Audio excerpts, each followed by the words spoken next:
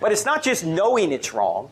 The point is there's a standard beyond us that we know, and that knowing that standard is why we know it's wrong.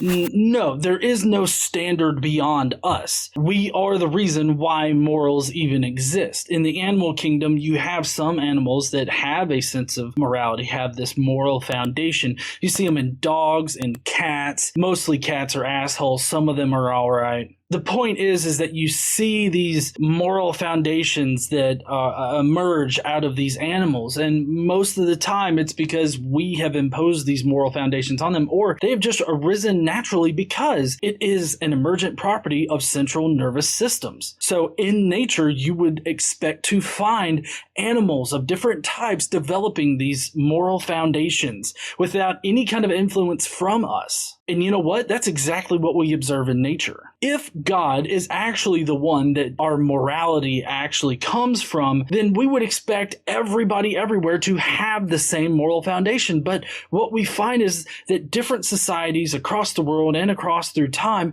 have different moral foundations that are malleable, that change with time and the progress of society. As society changes, so do our moral foundations. So grounding a sense of morality outside of ourselves to give us some kind of absolute morality doesn't really work with the observations that we make in reality.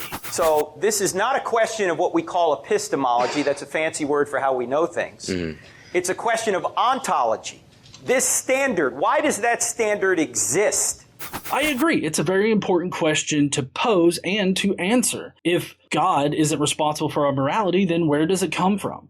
It needs to be answered in some fashion or another. The way that I answer it is that a sense of morality and moral foundations are an emergent property of complex nervous systems. Whenever an organism develops a complex enough central nervous system, they begin to develop these moral foundations which shape their behavior. These moral foundations can be shaped throughout time with the experience of the organism. That's why you find these people that were once violently anti-LGBTQ and they do a complete 180 and they become one of the fiercest LGBTQ activists out there. You see these attitudes change as the organism or the person experiences life and has new experiences. Because of this fact, you cannot solidly base morality in God. Now, is it true that maybe there is some kind of objective morality that exists out there, or absolute morality that exists out there, and we just can't perceive it, or we're unable to perceive it in any kind of way due to the fact that we are humans and we are bound by our own human experience? Sure. But for everything that we can observe in reality, it does not seem like there is any kind of absolute set of rules for how we should act or how we should treat organisms in general. If that standard doesn't exist, then you can't justify saying murder is wrong. You can know it's wrong, and atheists will say, I know right and wrong, which I'll say, yeah, I know you know right and wrong. But you can't justify why murder is wrong. Actually, I can justify why murder would be wrong. In our current societal structure, we need the other people in our society in order to thrive.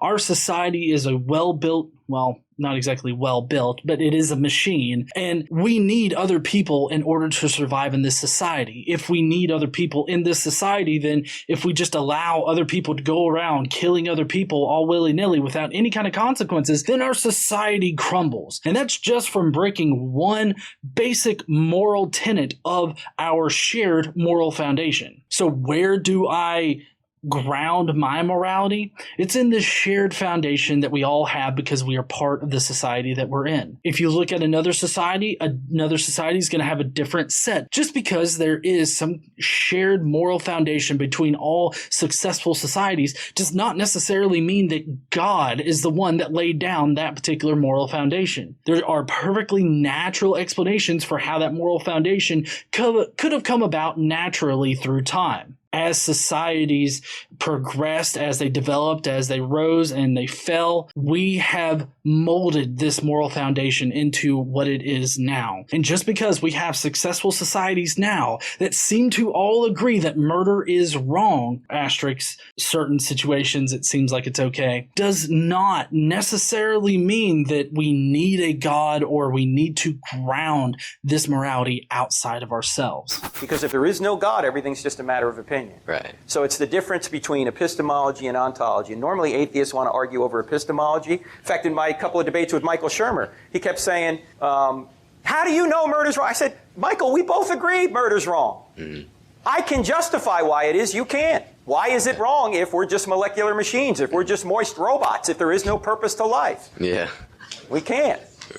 So I wouldn't say that there's any kind of overarching or objective or absolute purpose to life. That's a really kind of ignorant thing to say. And I say ignorant because you're totally negating the fact that all people have different purposes for their lives. You want to act like, oh, morality is just an opinion. Everything's just an opinion. How about you take some time and reflect on your own religion? Within your own religion, Frank, you have multiple people thinking different things about morality. On the one hand, you have progressive Christians that are perfectly fine with the LGBTQ movement. And then you have other Christians out there that are not okay with it and want to violently kill those same Christians. You have one Christian saying that this guy isn't Christian enough for any of the Christians. And if you just take some time and self-reflect on your own religion, I think that you will see that even within Christianity, you have varying different ideas about this moral foundation,